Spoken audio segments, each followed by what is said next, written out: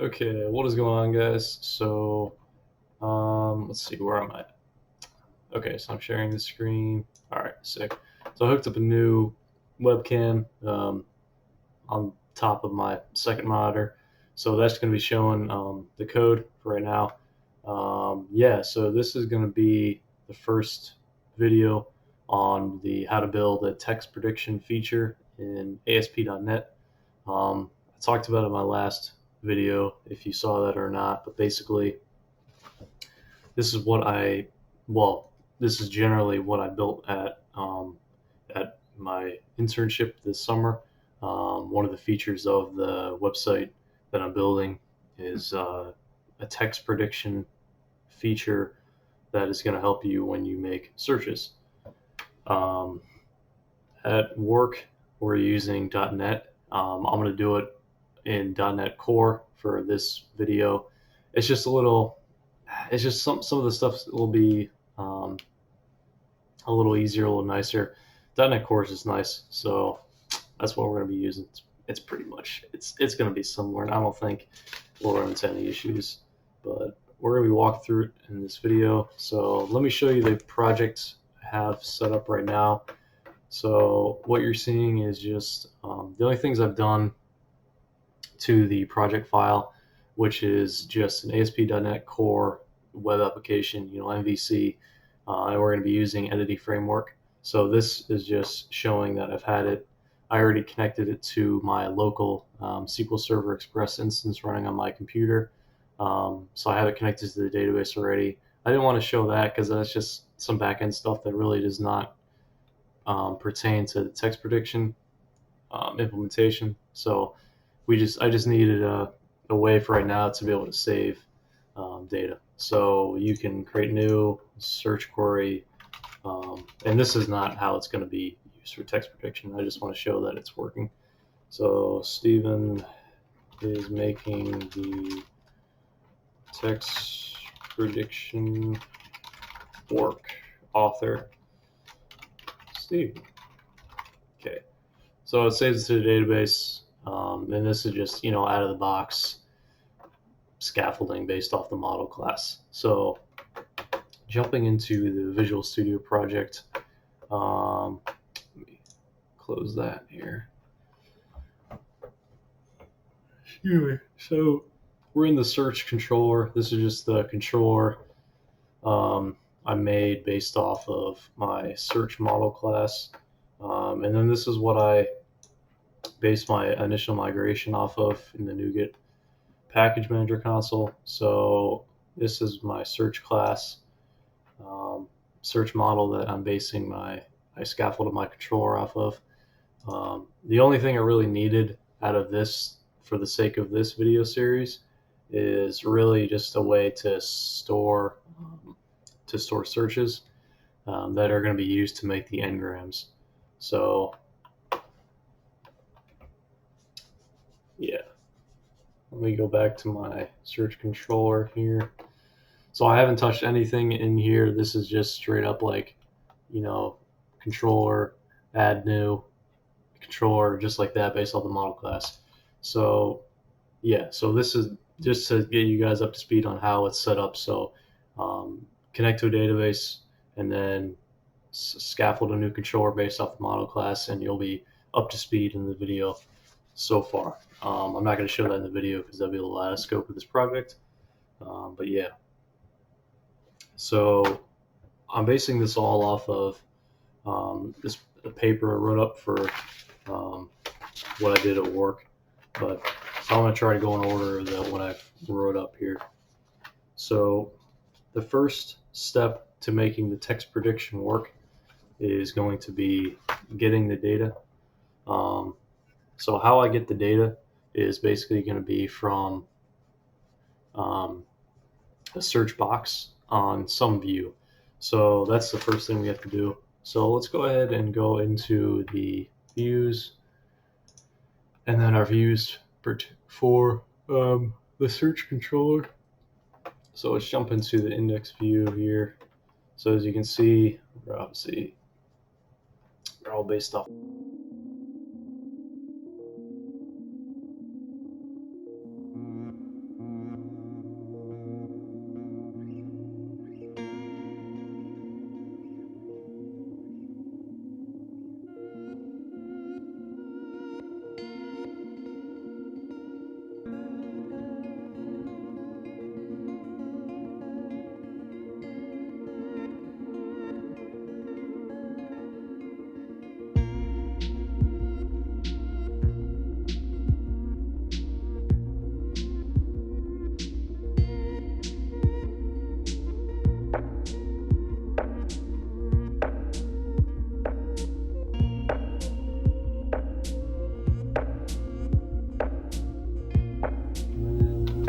submit.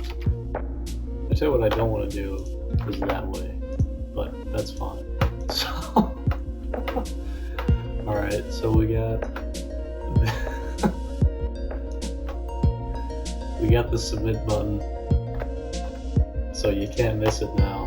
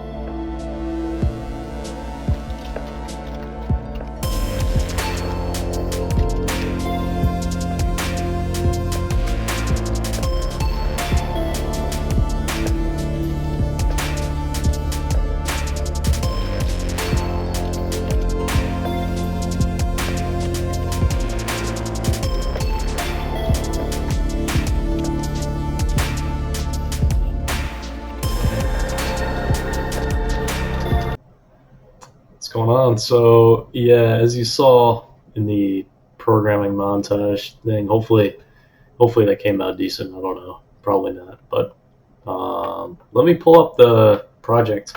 So I think it was like 4 or 5 hours of like code footage that I got. So I was trying to figure out like how best to piece it together. Yeah, I never really worked with like a file like this amount of time in a video file, so I was just trying to see how it would come out. But yeah, let me put it up.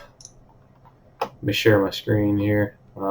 This is I'm editing the video right now, so you're seeing it in this in VSTC text editor. It's all right. It's not bad.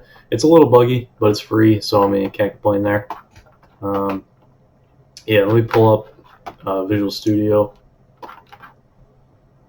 and then let me open my project here. I'm probably going to make a video just kind of like running through the code. I knew it would the video would be like way too long, me trying to code it out and explain it while I was coding.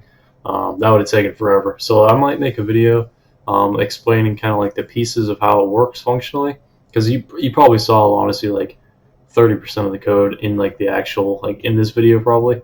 I don't know. I deleted the other code. It wasn't really that entertaining, but yeah. So like this is all part of the what makes it work. This is really the function that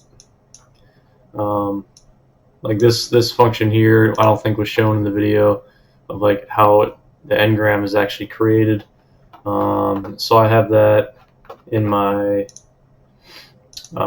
service class or service folder here. And then if we go over to the search controller, we can see some of the action methods I made. And yeah, but let's go ahead and run it, and I'll show you how it works, at least for right now. Obviously, I'm gonna have to refactor it a little bit, but like functionally, it works. So let me show you that right here. So let me just go over to my search controller. So let me explain this real fast. So the view here, this is just the data that the text prediction has to work with, essentially. Ideally, in a real scenario, you wouldn't see the data, but I need to for testing purposes. So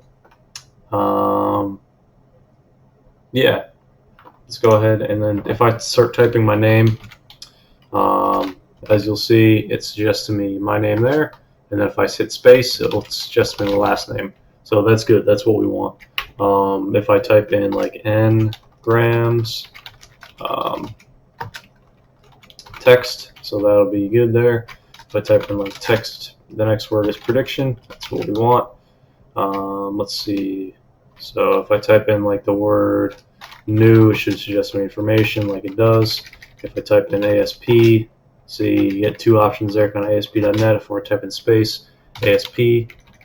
So yeah, it can work really well. So like a good use case of this would be, so if I type in like Steven, then I was going to be like is going somewhere. I'm just going to type in Steven is going. Let's submit a couple of that data a little bit. So I have here just some data I threw in there.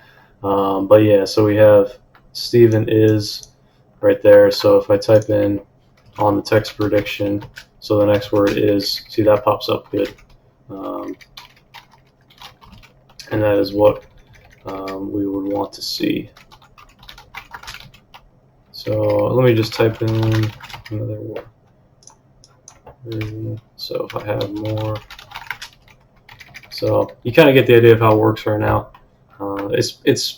I mean, it's like a pretty stripped down way of implementing an n-gram text prediction, because like a full-fledged like n-gram data model, like that takes like, that has a ton of data in it.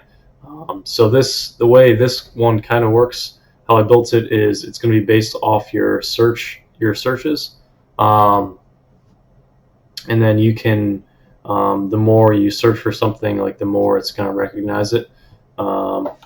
So yeah, I did it, the way I implemented it at work was a little nicer than what I showed you in the video here. This is even a more stripped down version of what I did in my internship, but conceptually or like functionally it works here too. Yeah, so I just kind of wanted to make a video showing a really kind of basic way of implementing that. And my code is on my GitHub, and that's going to be in the description probably.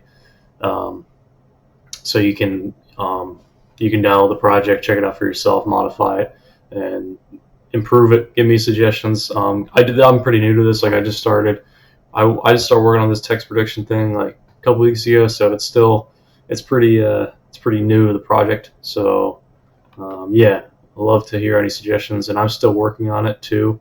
There's definitely a bug that I have to fix in this that will take me a second to figure out, because the way it's supposed to work is, and how I made it to work at my internship, is that it groups the data, and then if you type in, for example,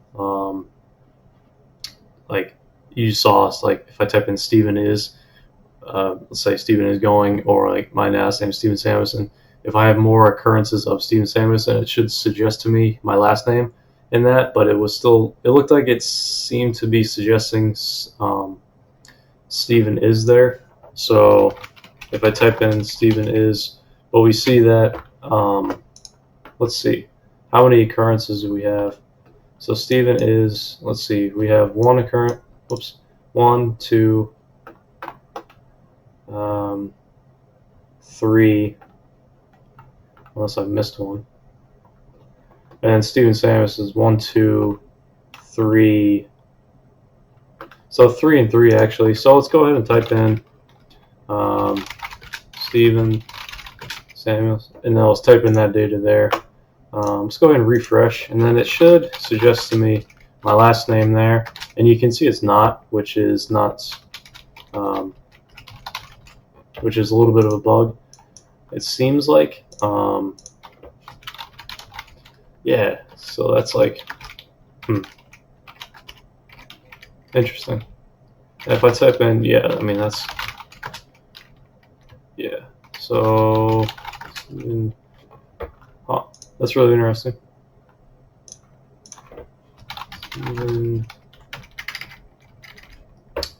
But it works, like, conceptually, like, definitely, I mean, with more data, it would be greatly improved. But yeah, so you kind of get the general idea. I'm going to make probably another video explaining the code a little bit more in depth, but you can see how this can be improved on pretty well. And you can definitely see that practical application of using this type of implementation in your own website, whatever that may be. So yeah, feel free to let me know. Give me any suggestions on how to improve this. I'd love to hear your feedback and see what ideas you guys have. Thanks.